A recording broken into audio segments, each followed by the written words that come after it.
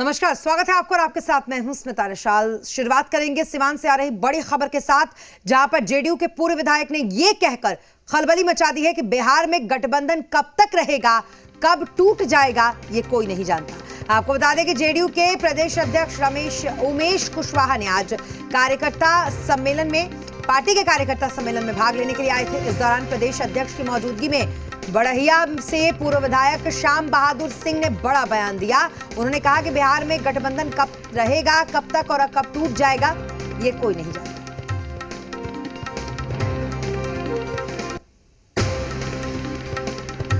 समय से फुर्सत हो जाएगी, फिर आ जाए सब नागरिक को बोले बहुत समय लगी, कोई से जाने नहीं भाई, जाने को गलती कहा को जो है तो बात करेगा बात ऐसा संगठन के कि गठबंधन का फाइल रही तो भाई टूट गई तो गिरा के नहीं गए, हम साफ बोलेंगे।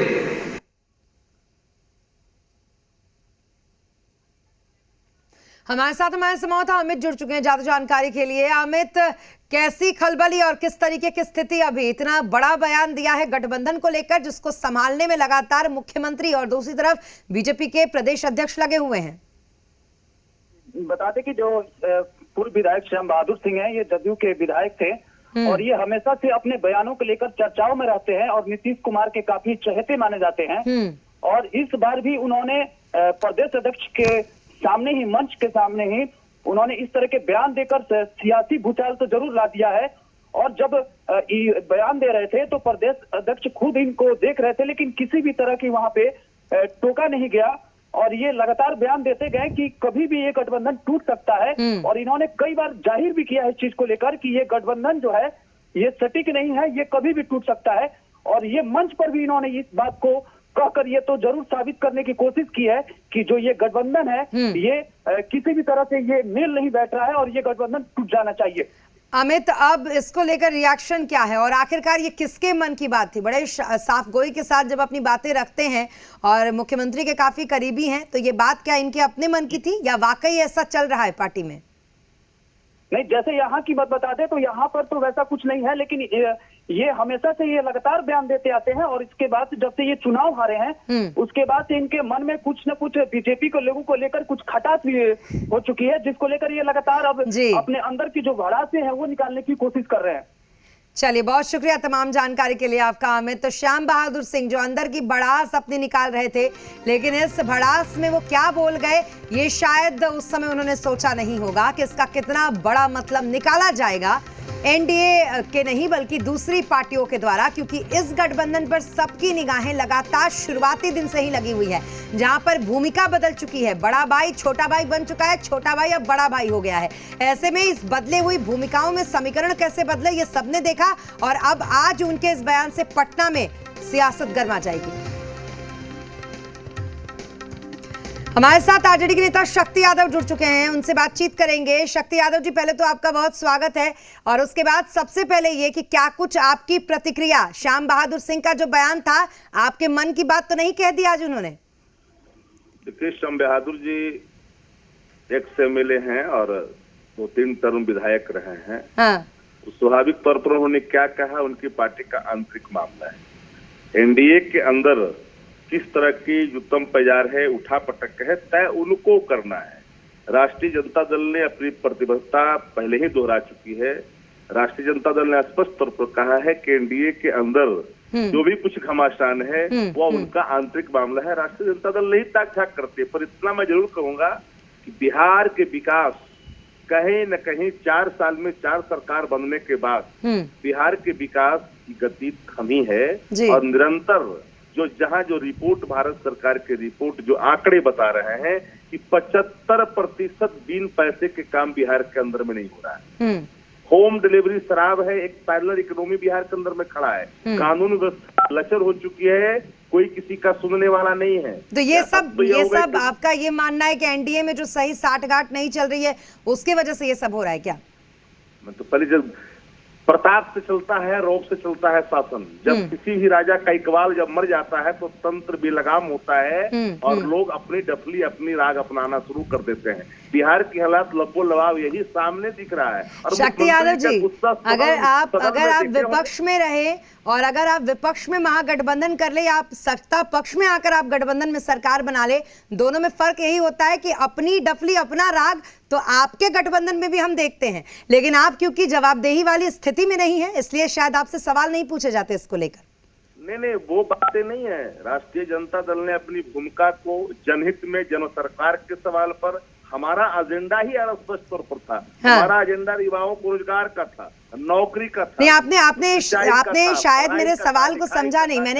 मैंने आपके महागठबंधन की बात की, मैंने आरजेडी की सिर्फ बात नहीं की। अपनी डफली अपना राग तो महागठबंधन में भी हम देखते हैं और बल्कि चुनाव के नतीजे आने के तुरंत बाद से देखने लगे। देखिए, चुनाव के नतीजे आने के बाद और चुनाव के दौरान कई बातें भी चीजें खुल करके साफ शब्दों में आई है।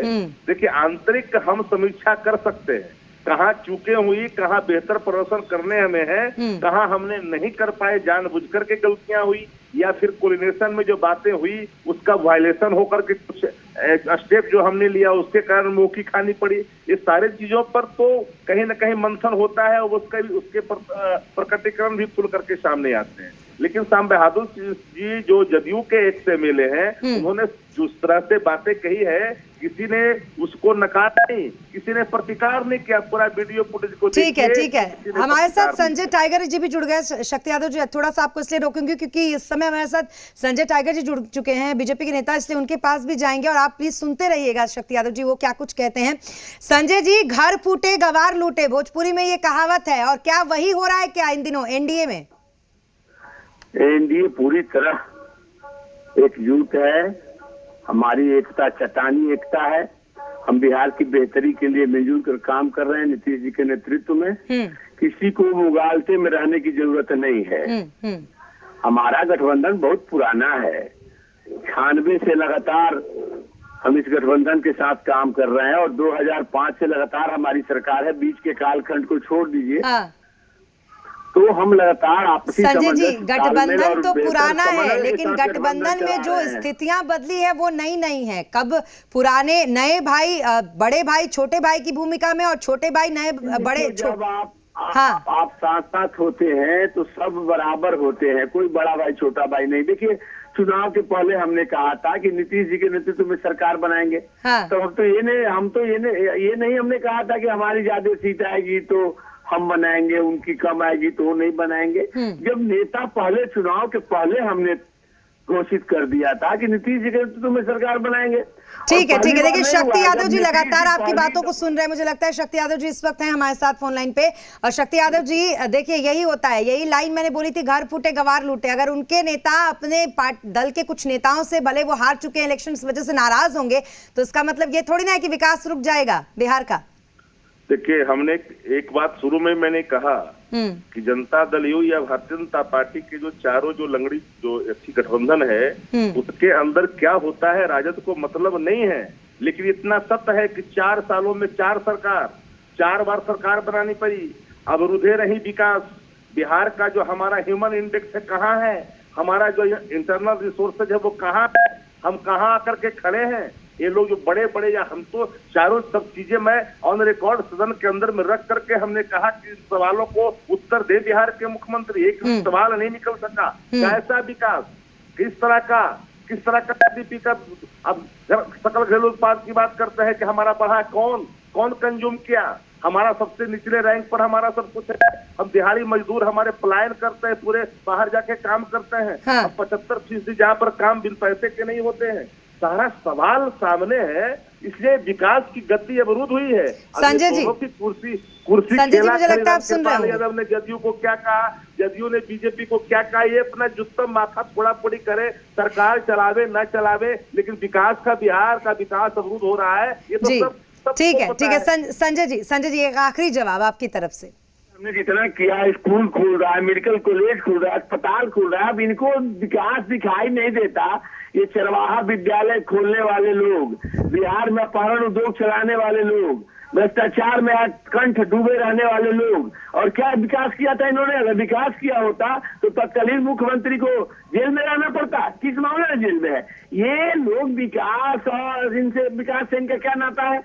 इनका 36 का नाता है विकास से।